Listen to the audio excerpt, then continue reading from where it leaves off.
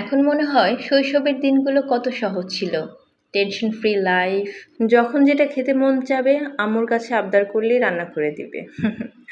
আসসালামু আলাইকুম, আমি অদিতি। সবাইকে নতুন দিনে নতুন ব্লগে স্বাগতম জানাচ্ছি। দিনটা ছিল গত শনিবারের।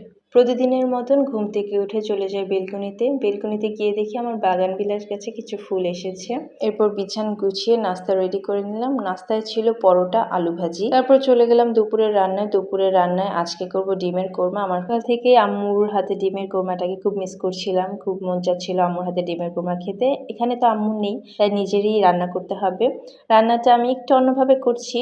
এখানে আছে পেঁয়াজ, আছে রসুন কুচি, আদা কুচি, কাজু বাদাম এবং 2টা মরিচ। ডিমের কোরমার আমি অনেকগুলো ভিডিও দেখে আইডিয়া নিয়ে আমি নিজের মতন করে রান্না করছি।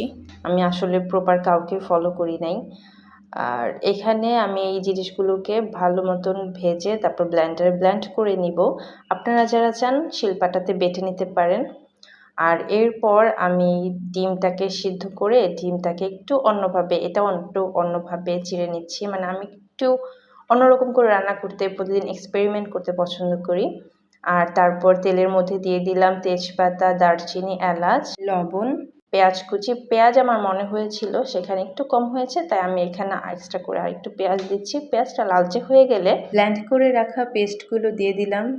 এরপর ভালো মতন কিছুক্ষণ কষিয়ে নিতে হবে তেল উঠে আসার আগ পর্যন্ত। আমি অপর একটি পাত্রে ডিমটাকে একটু ভেজে নিচ্ছি। প্রথমে ভেবেছিলাম ডিমটাকে ভাজবো না, তাই জন্য সে আগের তেলে দেইনি, আর এটাকে এক্সট্রা করে ভেজে নিচ্ছি। আর এখানে আমি একটা বাটিতে হলুদ, মরিচ, ধনিয়া এবং জিরা গুঁড়ো একসাথে গুলিয়ে সেখানে দিয়ে দিলাম। আরও কিছুক্ষণ ভালো মতন কষিয়ে নিতে হবে। আর এরপর দিয়ে দিলাম গুলিয়ে রাখা গুঁড়ো দুধ। আমি এখানে ফুল ক্রিম মিল্ক ইউজ করেছি, আপনারাও যে কোনো ব্র্যান্ডের full cream powder milk use করতে পারেন। এরপর ভালো মতো নেড়েচেড়ে আবার একটু কষিয়ে নিচ্ছি। এ পর্যায়ে আমি দিয়ে দিচ্ছি গোলমরিচের গুঁড়ো এবং সামান্য আরও একটু লবণ। আমার মনে হয়েছিল লবণটা একটু কম হয়েছে, তাই একটু লবণ আর একটু দুধ দিয়ে দিলাম কালারের জন্য। এটা বেশ অনেকক্ষণ কষানো হয়ে গেছে। আমি এর মধ্যে ডিমগুলো দিয়ে দিচ্ছি আর দিয়ে দিচ্ছি গরম পানি।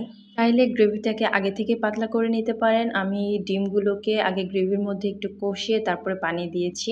দিয়ে দিলাম টুকরো করে নেওয়া কাঁচামরিচ, সামান্য চিনি আর শেষে একটু বেরেস্তা দিয়ে আমি ঢেকে রাখবো। 7-8 মিনিটের মতন ঢেকে রান্না করব। আর এদিকে আমার জানালা দিয়ে ভীষণ সুন্দর ঠান্ডা বাতাস আসছিল। কিছুক্ষণ পর বৃষ্টি হবে, বৃষ্টি যদিও হয়েছিল। আর আমার রান্না কিন্তু শেষ। ডিমের কোরমাটা কিন্তু পোলাও দিয়ে খেতে বেশ লাগে।